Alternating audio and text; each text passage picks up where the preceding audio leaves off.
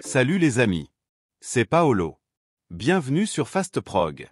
Nous allons voir ensemble l'exemple d'un raccordement de deux paires de photocellules DXR10BAP en série sur la ZM3E. Ce cas de figure peut se présenter si votre installation comporte plus de 3 dispositifs de sécurité, puisque c'est le nombre d'entrées disponibles sur la ZM3E. Cette configuration ne vous permettra pas d'associer un mode différent aux paires de photocellules qui seront branchées en série sur la même entrée. C'est-à-dire que si vous choisissez par exemple que l'entrée CX soit configurée en mode C1, alors tous les dispositifs de sécurité branchés en série sur CX auront le même fonctionnement, la réouverture durant la fermeture en cas de passage entre les cellules. Je vous expliquerai ensuite comment les activer sur la carte de commande ZM3E.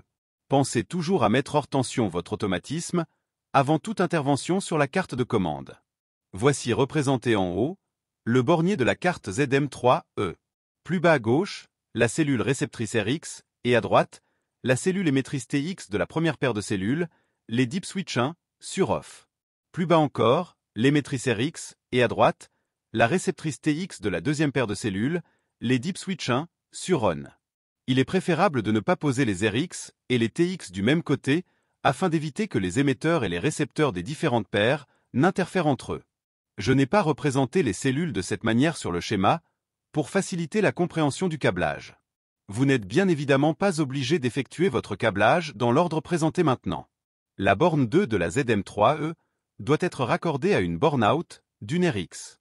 L'autre borne out de cette photocellule ira sur une borne out de la deuxième RX, puis l'autre borne out de cette dernière se raccordera à CX, CY ou CZ de la ZM3E. La borne 11, O11 de chaque cellule. Et la borne 10, O10 de chaque cellule DXR. Et voilà, le câblage est terminé. Il faut maintenant activer l'entrée sur laquelle vos photocellules sont raccordées. Pour cela, maintenez la touche entrée appuyée jusqu'à voir apparaître le menu langue sur l'afficheur de la ZM3E. Puis, appuyez sur la flèche de droite une fois pour trouver le menu fonction. Appuyez une fois sur entrée, la fonction fermeture automatique s'affiche. Appuyez 7 fois sur la flèche de droite pour trouver la fonction CX. Si vous continuez flèche de droite, vous trouverez les fonctions entrée CY, puis entrée CZ. Choisissez l'entrée que vous souhaitez activer. Et appuyez sur la touche entrée. Comme vous pouvez le voir sur la vidéo, il existe 6 différents modes de fonctionnement lors du passage devant les cellules ou l'activation des bords sensibles. Sélectionnez à l'aide des flèches la fonction souhaitée. Et appuyez entrée afin de valider votre choix. Rappelez-vous que cette fonction sera donc automatiquement la même pour les deux paires de photocellules que nous venons de raccorder. Ressortez du menu de programmation en appuyant plusieurs fois sur la touche ESC jusqu'à voir apparaître www.came.it. Si www.came.it ne s'affiche pas et qu'à la place, la carte signale un défaut de sécurité, pas de panique. Contrôlez la présence de tension entre les bornes 10 et 11, elle doit être d'environ 24 volts alternatifs, si ce n'est pas le cas, contrôlez les fusibles. Assurez-vous que rien ni personne ne se trouve entre les photocellules, que l'alignement des photocellules entre elles soit bon, et que la pile dans les cellules TX ne soit pas défectueuse et bien positionnée. Voici en vidéo la signification des voyants LED des DXR, dont celle vous permettant de vérifier l'alignement. Revérifiez à nouveau le bon câblage.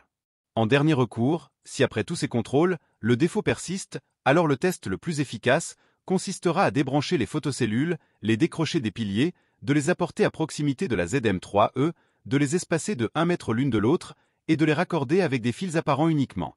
Cette technique vous permettra de déterminer si vos photocellules sont défaillantes ou pas, puisque vous ne pourrez plus avoir de doute sur le raccordement ou l'alignement. Et si à la fin tout va bien, alors parfait.